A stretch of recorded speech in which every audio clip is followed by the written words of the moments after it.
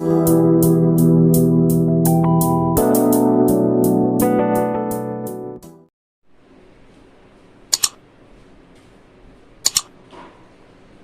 बेटा, आज हम लोग इस फिजिक्स में सबसे पहले एक कलर कोडिंग है, जो उस दिन राजदीप बोले थे कलर कोडिंग, उसको हम लोग देख लेते हैं। फिर किरचॉफ लॉ की तरफ मूव करेंगे। ठीक है, तो कलर कोडिंग क्या होता है ये हम लोग को यहाँ पे समझना है।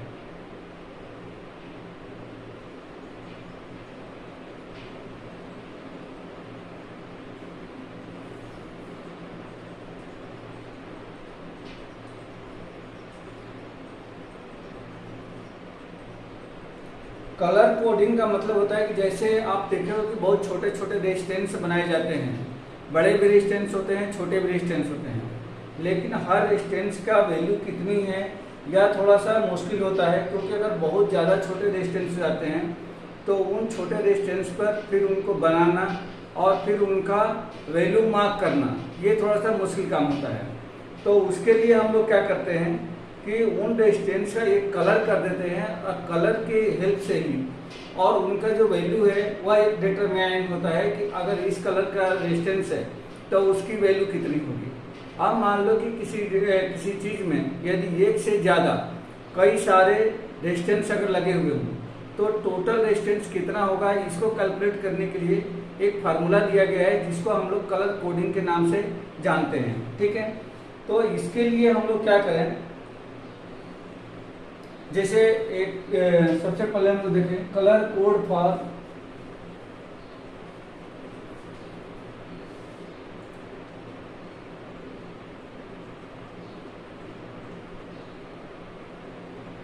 Colour code of resistance.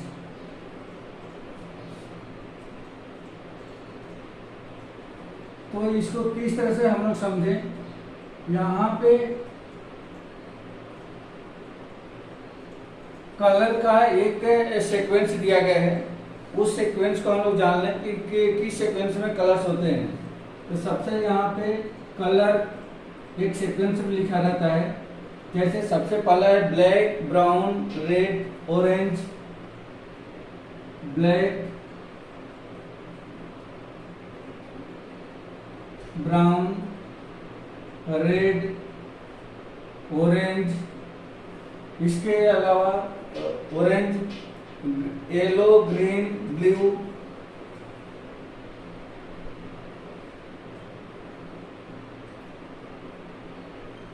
Green, blue, violet, grey,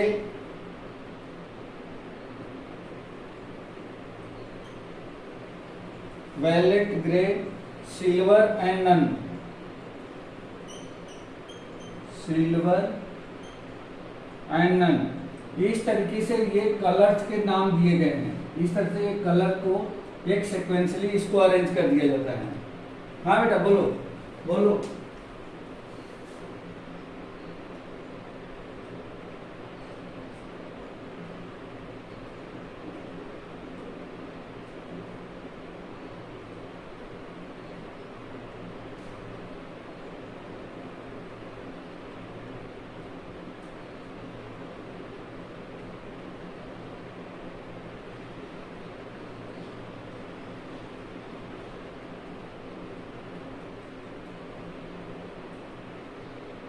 हाँ ठीक है बेटा,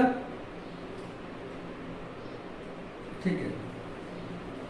फिर इसके बाद इसमें एक दूसरा इन कलर का एक प्रॉपर वे में नाम दिया जाता है, इसको हम लोग करते हैं first and second digit.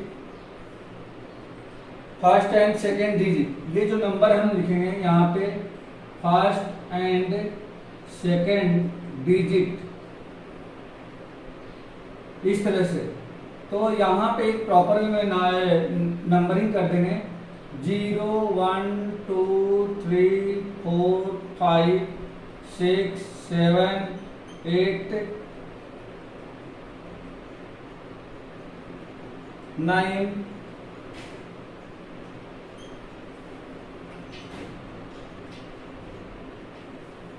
Grey के बाद, एक मिनट बेटा, ग्रे के बाद व्हाइट भी आएगा, white, gold, silver, white, gold, silver और उसके बाद नन, ये ऐसा। तो आपने देखा कि यहाँ पे हमने नंबर दे दिया है, ब्लैक का, ब्राउन का, रेड का, इस तरीके से हमने नंबर दे दिया यहाँ पे 0 1 2 3 4 5 6 7 8 9। ये सीक्वेंस ऐसे ही हमें याद करके रखना है। उसके बाद इसमें एक मल्टीप्लायर थर्ड बैंड, मल्टीप्लायर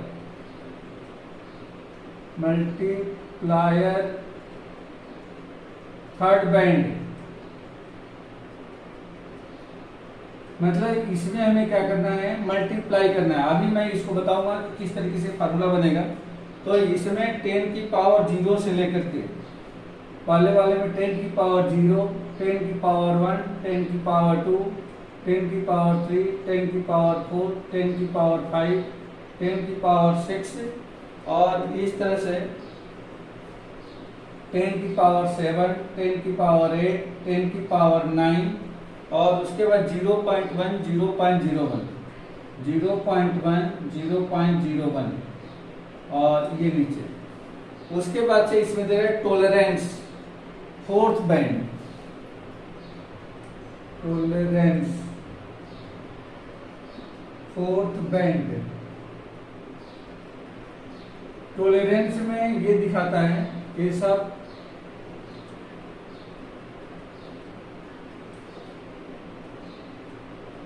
यहाँ पे प्लस माइनस 0.5%, प्लस माइनस 0.01, 0.01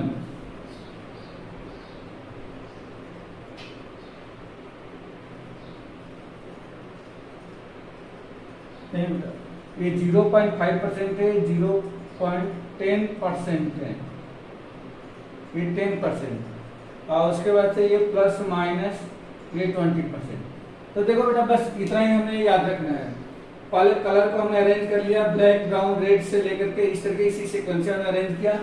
हर कलर का एक प्रॉपर वे में नंबरिंग कर दिया। उसके बाद से यहाँ से मल्टीप्लायर, मतलब यहाँ पे हमने देखा कि ये 10 की पावर के रूप में हमने लिखा है। इस 10 की पावर के रूप में जो भी नंबर्स हैं उसका हमें मल्टीप्लाई करना रहता है और उसमें ये टॉलरेंस है, ऊपर वाले का नहीं है, गोल्ड, सिल्वर और नन ऑफ दीज का, ये यहाँ पे टॉलरेंस दिया गया है। अब यहाँ इस तरीके से इसको हम लोग देख सकते हैं कि जैसे मान लो कि कोई एक हमारे पास जैसे मान लो कोई एक रेसिस्टर है और रेसिस्टर में यदि कलर दिया गया है तो हम कैसे उसको लिखेंगे, कैसे उसका रेजिस्टेंस लिखेंगे कि रेजिस्टेंस कितना है। तो देखो बेटा, जैसे मान लो कि एक हमने यहाँ पे एक रेजिस्टर बनाया और उस रेजिस्टर में सबसे पहले ब्लू है। जैसे मान लो आपने एक यहाँ पर रेजिस्टर बनाया, ये एक रेजिस्टर है और इसमें सबसे पहले एक ब्लू कलर का इस तरह से पट्टी दिख रही है, ब्लू कलर की पट्टी दिख रही है, ऐसे ब्लू कलर की पट्टी दिख रही है। उसके बाद से इसमें एक रेड कलर की पट्टी दिख रही है, इस तरीके से रेड कलर दिख रहा है। उसके बाद एक ग्रीन दिख रही है, ग्रीन, जैसे मान लो कि ये ग्रीन है, ये ग्रीन कलर की पट्टी दिख रही है ऐसे।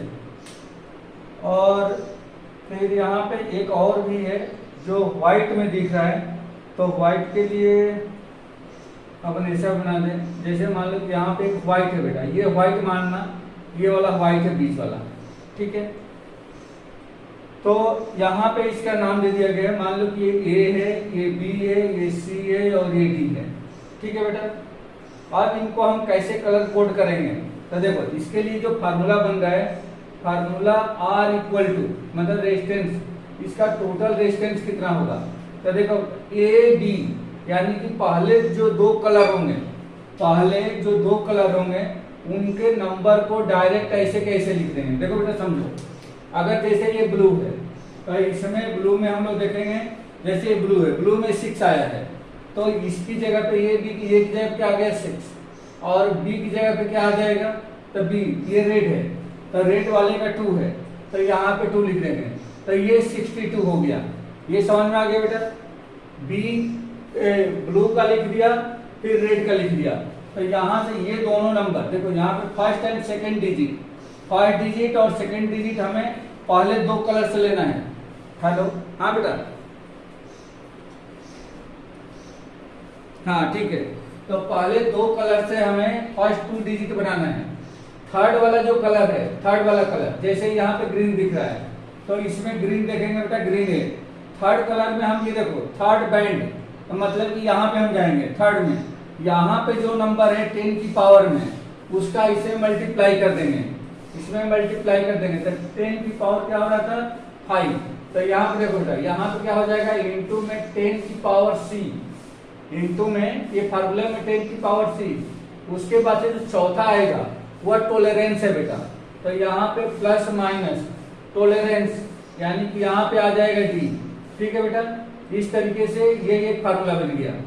तो यहाँ भी प्लस माइनस लगा देते, तो ये आपके सामने एक फार्मूला आ गया किसका, ये रेजिस्टेंस निकालने का।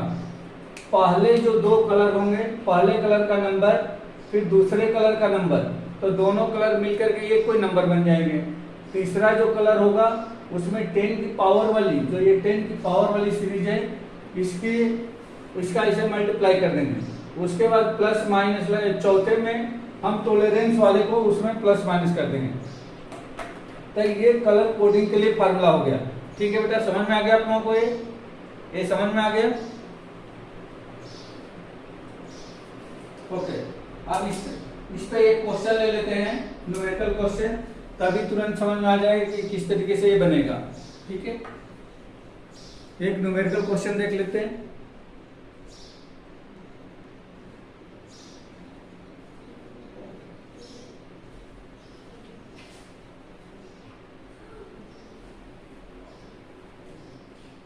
हाँ बेटा बोलो।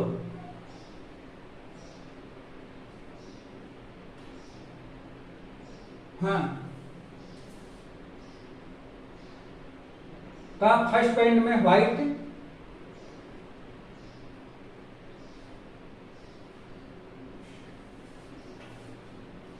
अच्छा ये यहाँ पे ये नहीं आएगा, ये फर्स्ट सेकंड थर्ड पे ये पोजीशन नहीं आएगी। ठीक है, फर्स्ट सेकंड थर्ड पे सिल्वर गोल्ड सिल्वर और नन, ये कलर नहीं मिलेंगे। ये कलर फर्स्ट और सेकंड थर्ड पे ये गोल्ड ये कलर नहीं मिलेंगे आपको। ये यहाँ पे नहीं लिखा है, मतलब उसमें कलर नहीं किए जाते हैं। ठीक है,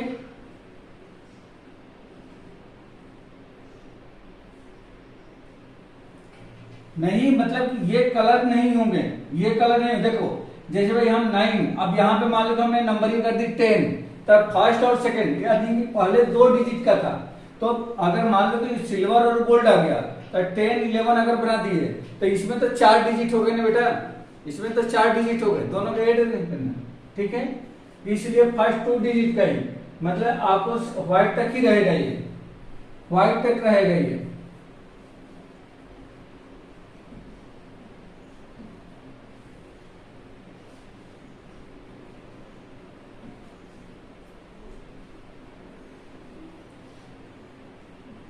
अब इस पे एक क्वेश्चन हम लोग लेते हैं।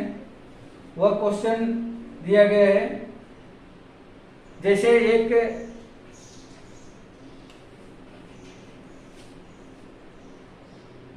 क्वेश्चन नंबर 1, इसमें दिया गया एक रेजिस्टेंस बनाया गया है।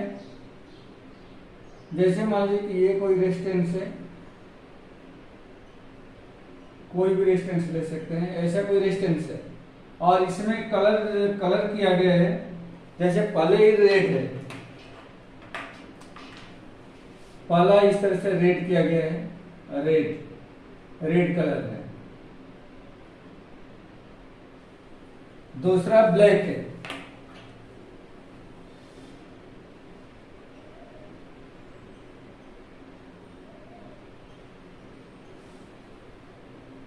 ये ब्लैक नहीं है बेटा, एक्चुअल में ये ब्राउन है, मैं लिख देता हूं ब्राउन है, ये रेड है और तीसरा जो है ऑरेंज किया गया है।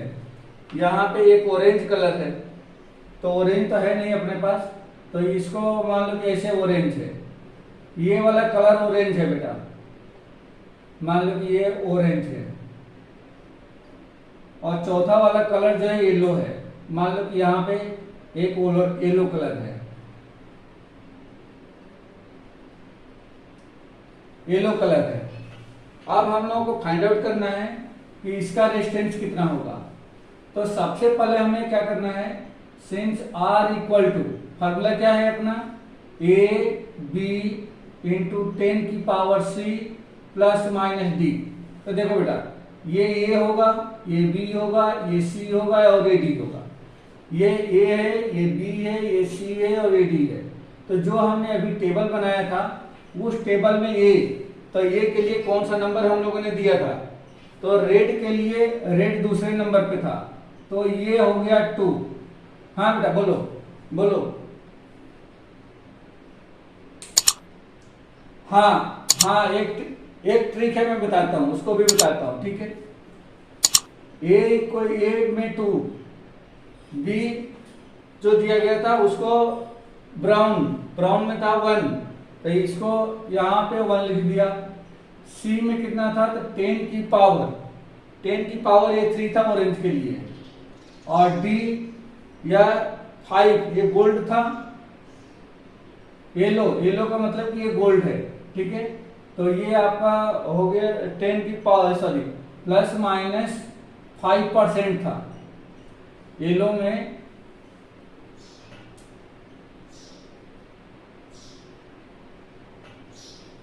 इसको गोल्ड ही लिख देते हैं, गोल्ड।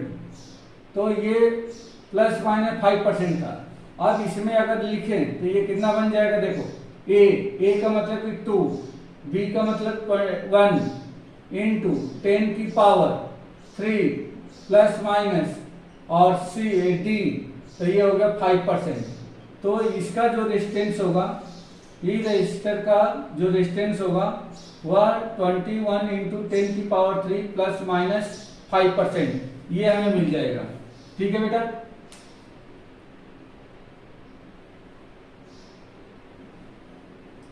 नहीं, येलो नहीं होगा उसमें, इसी तरीके से जैसे देखो जो कलर कोडिंग की गई है, या तो जो नंबर दिए जो कलर किए जाते हैं उसके हिसाब से बनाने वाले ने इसको कोडिंग दिया है, कोडिंग किया है, और नहीं तो पहले कोडिंग करके फिर उसी के हिसाब से वो कलर किए जाते हैं। बात समझ में आ गई क्या। अब जैसे देखो सिल्वर, गोल्ड, सिल्वर और नन में पहले 2 डिजिट में नहीं आते हैं, मतलब कि ये पहला कलर और दूसरा कलर इन तीनों में से नहीं किए जाएंगे। दूसरी बात, जो टॉलरेंस है, टॉलरेंस में ऊपर के 9 तक नहीं आ रहे थे, टॉलरेंस में नीचे के 3 हैं, गोल्ड है, सिल्वर है, नन है, समझ आ गया। तो इसका मतलब कि चौथे नंबर पे जो कलर होगा वह इन्हीं तीनों में से कोई ना कोई होगा, इनके अलावा नहीं होगा। बात समझ में आ गई क्या। चौथे कलर का जो कलर करेंगे चौथे नंबर पे, यानी कि चौथे नंबर पे जो छोटा सा रेजिस्टेंस लगाएंगे वो उसका कलर जो है या तो गोल्ड होगा, या तो सिल्वर होगा, या तो जो भी नीचे वाले होंगे, ऊपर वाले कोई नहीं होंगे। क्लियर हो गया बेटा। हाँ, मतलब कि ये थियरी और प्रैक्टिकल ये दोनों को एक दूसरे को बैलेंस करके करा गया है। अगर हम कुछ भी कलर करेंगे तो फिर उसका रेजिस्टेंस फाइंड करना ये समस्या बन जाएगी, और ये तो ग्लोबलाइज होगा, जो हम यहाँ पढ़ रहे हैं वही चीज हर जगह पढ़ेंगे। तो यह एक ग्लोबलाइज है कि पहले नंबर पे कौन कौन से कलर में से आप कर सकते हो, दूसरे नंबर में से कौन कौन से कलर में से कर सकते हो, तीसरे नंबर में से कौन कौन से कलर में से कर सकते हो, और जो चौथे नंबर का होगा उसमें से कौन कौन से कलर में से हम कर सकते हैं। ठीक है बेटा। अब इसका पूछ रहे थे कि इसका ट्रिक क्या हो सकता है, तो इसको लर्न करने का ट्रिक जो है हम लोग इस तरह से देख सकते हैं।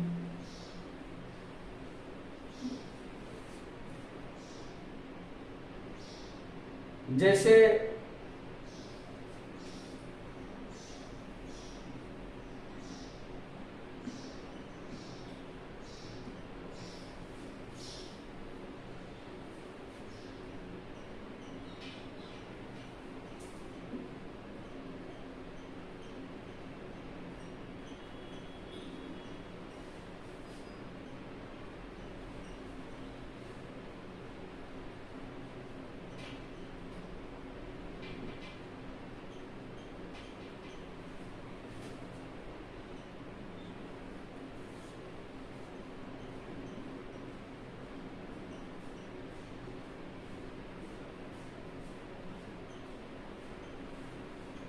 ये देखो बेटा, इस तरह से ये ओनली टेक टू रिमेंबर के लिए है,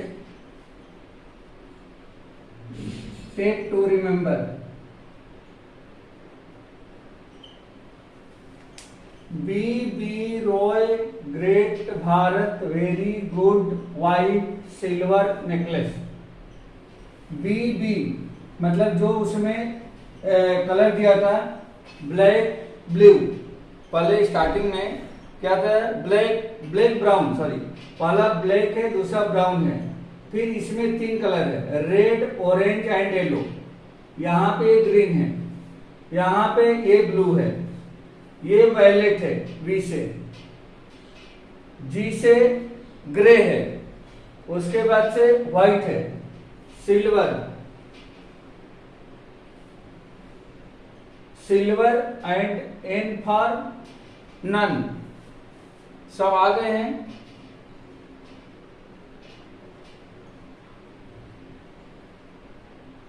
व्हाइट गोल्ड सिल्वर, यहाँ पे व्हाइट गोल्ड भी आएगा, गोल्ड सिल्वर नेकलेस। तो यहाँ पे G for green, W for white, G for gold, S for silver, N for necklace, N for nun. तो ये हाँ मिल गया, देखो 1 2 3 4 5 6 7 8 9 10 11 12 और ये क्लास 12, ठीक है। तो ये आपको इस तरीके से अगर ये वर्ड याद रख लें, B D Roy great Bharat very good white gold silver necklace, तो इस तरीके से आप इसको याद कर सकते हो। पहला क्या है, ब्लैक है, दूसरा ब्राउन है, ब्लैक ब्राउन। अब इसमें कोई ब्राउन ब्लैक भी बोल सकता है, या मान लो कि फिर इसको ब्लू भी बोल सकता है, लेकिन हमें ये यहाँ पे याद रखना होगा, पहला ब्लैक, दूसरा ब्राउन और तीसरा भी है, यहाँ पे ब्लू आएगा, ठीक है। तो इस तरीके से ये आपको सीक्वेंस में याद कर सकते हो इससे। तो ये कलर कोडिंग का आपका ये कॉन्सेप्ट हो गया, कलर कोडिंग कैसे हम लोग करते हैं, और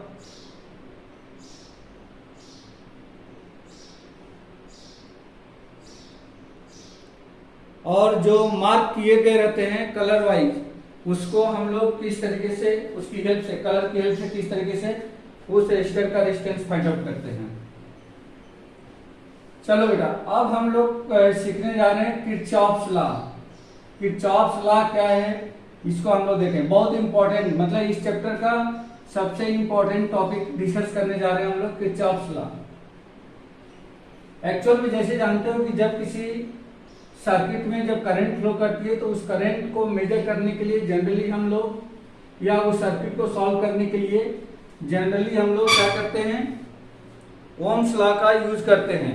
ओम्स लॉ, उस सर्किट को सॉल्व करने के लिए ओम्स लॉ का यूज करते हैं। तो यहाँ पे अगर मान लो कि सर्किट सिंपल है, तब तो ओम्स लॉ का यूज हो जाता है, लेकिन यदि वह सर्किट टफ है, मतलब कॉम्प्लिकेटेड यदि सर्किट है, तो उस सिचुएशन में हम लोग ओम्स लॉ की हेल्प से उसको सॉल्व नहीं कर पाते हैं। तो वहां पे एक किरचॉफ्स लॉ है जिसका हम लोग हेल्प लेते हैं।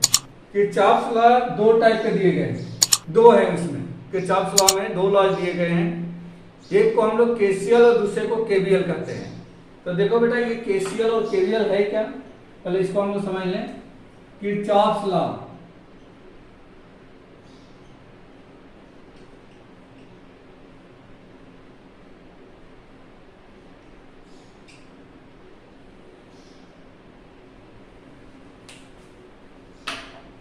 इसमें 2 टाइप के लॉज हैं।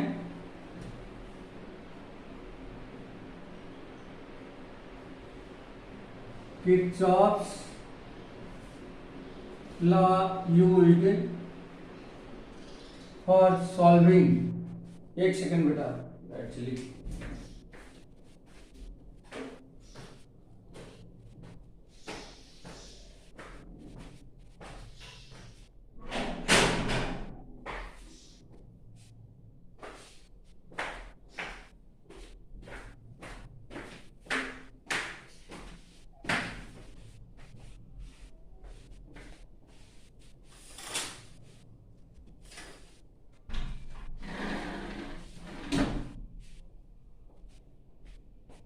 हाँ दिख रहा है बेटा, ठीक है। Kirchhoff's law used for solving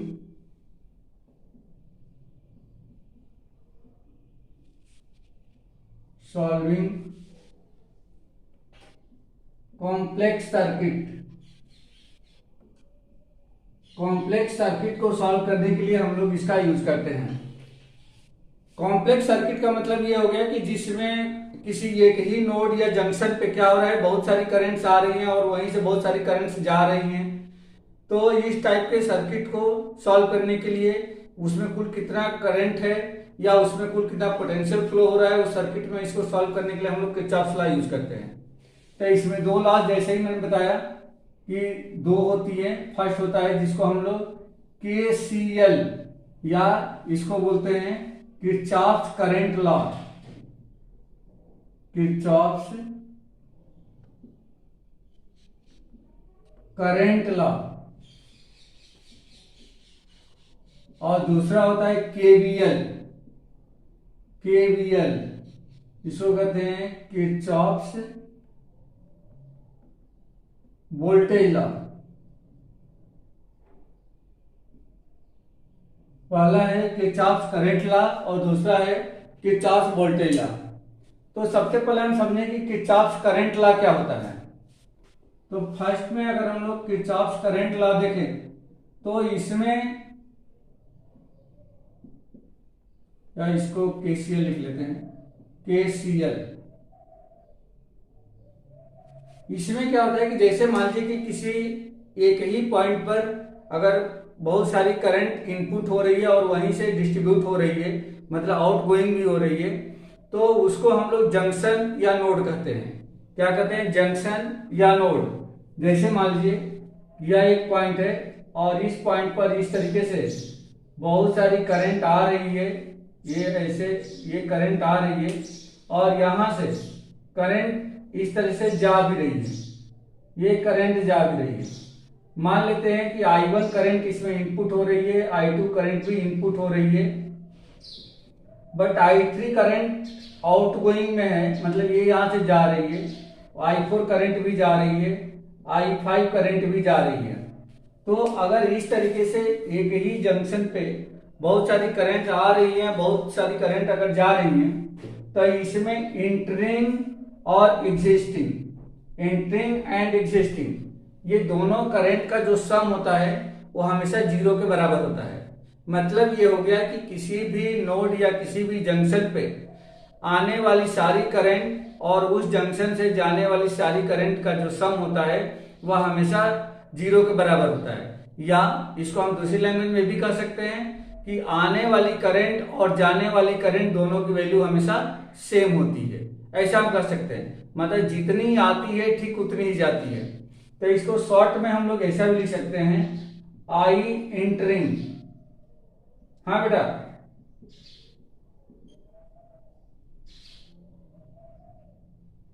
अरे मैं बता रहा हूं, सम जीरो बोलो डिफरेंस जीरो बोलो, दोनों बातें की है। अभी मैथमेटिकली आपको समझाता हूं कि सम और डिफरेंस में क्या फर्क है। कोई दोनों में फर्क नहीं है। I entering plus I existing equal to zero. I entering plus I existing, देखो जो करंट यहां से जाती है उस करंट को हम लोग निगेटिव साइन के द्वारा रिप्रेजेंट करते हैं, जो करंट आती है उस करंट को हम लोग पॉजिटिव साइन के द्वारा रिप्रेजेंट करते हैं। तो बोलो बेटा, अगर इन दोनों को सम करेंगे तो क्या होगा? माइनस होगा या प्लस होगा? क्या हो जाएगा? माइनस हो जाएगा। तो ये मैथमेटिक्स है, सिंपल है। हम जैसे मान लो कि -1 और -2 को प्लस कर सकते हैं, ये प्लस करते हैं, या -1 को -2 में से माइनस भी कर सकते हैं, तो ये -2। और ये मैथमेटिकल जो ऑपरेशन है वो बाद में क्या होगा वो आप मैथमेटिक्स यहाँ पे लगा लो, ठीक है। तो वही चीज यहाँ भी है, आने वाली करंट और यहाँ से जाने वाली करंट, इन दोनों का सम हमेशा जीरो के बराबर होगा। जितनी करंट इनपुट होती है, मतलब वहां पे आती है, उसको पॉजिटिव साइन के द्वारा, और जितनी करंट वहां से जाती है उसको हम लोग निगेटिव साइन के द्वारा रिप्रेजेंट करते हैं। तो इसको हम लोग इस तरीके से भी रिप्रेजेंट कर सकते हैं, दैट इज इस पूरे जंक्शन पे टोटल जो करंट आई होता है वह 0 के बराबर होता है। Summation I equal to 0। Jayesh, hello Jayesh, Rajdeep, हाँ बेटा ये समझ में आ रहा है क्या? ये समझ में आ रहा है जो मैंने अभी आपको बताया?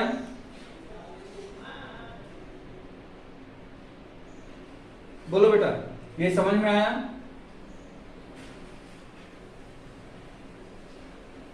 नहीं, ये अरे समेशन आई का मतलब क्या हो गया कि इस पर जितने भी करंट होंगे, इस पॉइंट पर जितने भी करंट होंगे उन सब का सम। अब ये बोलो कि नहीं यहां पे कितना दिख रहा है तो नहीं दिखेगा ना, लेकिन यही रूल है, यही इनका लॉ है। मतलब कि I1 और I2 का सम I3, I4, I5 के सम के इक्वल होगा। समझ में आ गया? अब ये तीनों जो है क्या है, निगेटिव है, और ये दोनों क्या है, पॉजिटिव है। तो पॉजिटिव वाले एक साथ जुड़ जाएंगे, निगेटिव वाले एक साथ जुड़ जाएंगे। समझ में आता गई? तो ये इनका क्या हो जाएगा, मतलब इसको अगर हम लोग लिखे तो ऐसा भी लिख सकते हैं कि I1 plus I2 plus minus I3 plus minus I4 plus minus I5 equal to 0। इसी को तो मैंने समेशन लिखा है भाई। समेशन मैथ्स में यूज करते हैं ना, जब सब सम में रहते हैं। सिग्मा या समेशन का मतलब कि क्या होता है, प्लस करना। तो इन सारी करंट का जो सम होगा वो 0 के बराबर होगा। अब इसमें देखो, इसमें से ये दो करंट क्या हो रही है, पॉजिटिव है, तो I1 प्लस I2, ये plus into minus minus I3 हो गया, माइनस I4 हो गया, ये माइनस I5 हो गया, इक्वल टू में 0। तो यही इसका रूल, यही बना है। मतलब ये हो गया कि I1 I2 आने वाली करंट की वैल्यू है, I3 I4 I5 ये उस जंक्शन से जाने वाली करंट की वैल्यू है। आने वाली करंट और जाने वाली करंट मतलब जितनी आएगी उतनी ही वहां से जाएगी। तो जितनी आ रही है उतनी चली जा रही है। तो बोलो बेटा इस पर कुल कितना करंट बचा, इस पॉइंट पर कुल कितना करंट बच गया, इस जंक्शन पे 0 बचा, 0 बच गया। वही है कि इन सब का सम क्या हो जाएगा, 0 के बराबर होगा। यही आपका किरचॉफ का फर्स्ट लॉ है। ठीक है बेटा। द अलजेब्रिक सम ऑफ, अगर इसको हम लोग लिखना चाहें तो लिख सकते हैं the algebraic sum of entering and existing current at any junction is always 0। ये इसका फर्स्ट लॉ हो गया बेटा। जो किरचॉफ है उनका फर्स्ट लॉ यही है जो करंट के बारे में बताया गया था। अब यहाँ पे एक क्वेश्चन ये पूछा जाता है कि जो किरचॉफ का फर्स्ट लॉ है वह किस प्रिंसिपल को फॉलो करता है, किस प्रिंसिपल को फॉलो करता है। तो क्या कौन सा प्रिंसिपल फॉलो कर रहा है बेटा, अगर यहाँ पे हम देखें तो जितनी करंट आ रही है उतनी ही करंट जा रही है, ना कम जा रही है ना ज्यादा आ रही है। मतलब जितनी आएगी उतनी ही जाएगी, ना उससे कम जाएगी ना उससे ज्यादा जाएगी। ठीक है बेटा। तो करंट एक्चुअल में होता क्या है, करंट तो वही होता है ना, rate of flow of charge, यानी कि जितना चार्ज आ रहा है उतना ही चार्ज वहां से जा रहा है। तो इसका मतलब क्या हो गया, इसका मतलब ये क्या हो गया कि कौन सा रूल को, कौन सा लॉ को फॉलो कर रहा है, कंजर्वेशन ऑफ चार्ज के। समझ में आ गया बेटा, यह कंजर्वेशन ऑफ चार्ज के रूल को फॉलो करता है। ठीक है बेटा। इट, हाँ बेटा बोलो बोलो, क्या बोल रहे हो, हेलो।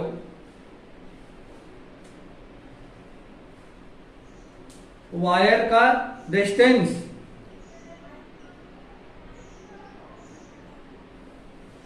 हाँ भाई रेजिस्टेंस क्यों नहीं होगा, अगर ये वायर है और इसमें से करंट आ रही है तो उसका खुद का तो रेजिस्टेंस होगा ना।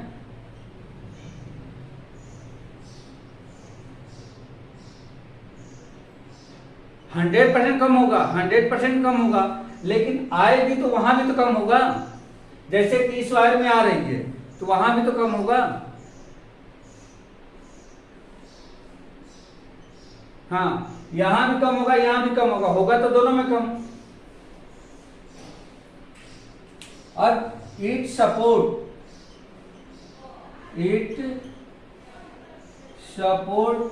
द कंजर्वेशन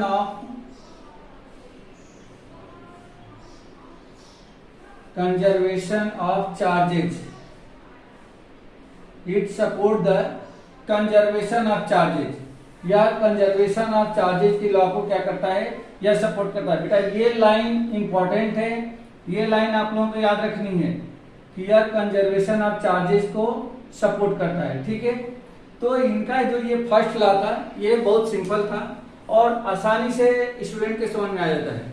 लेकिन जो इनका केवीएल है, जो सेकेंड लॉ है किरचॉफ वोल्टेज लॉ, ये थोड़ा सा टिपिकल है, उसको समझना पड़ेगा कि वो कैसे ये वर्क करता है। किसी सर्किट में यदि हमें टोटल वोल्टेज निकालना हो तो किस तरीके से हम लोग निकालेंगे।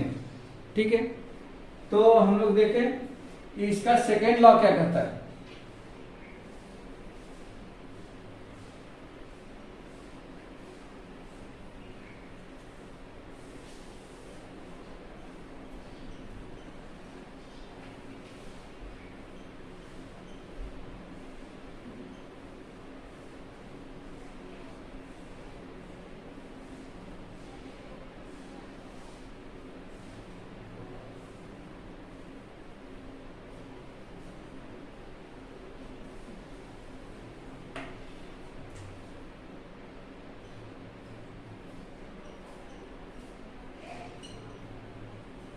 किरचॉफ सेकेंड लॉ, इसको शॉर्ट में हम लोग कहते हैं केवीएल या किरचॉफ वोल्टेज लॉ।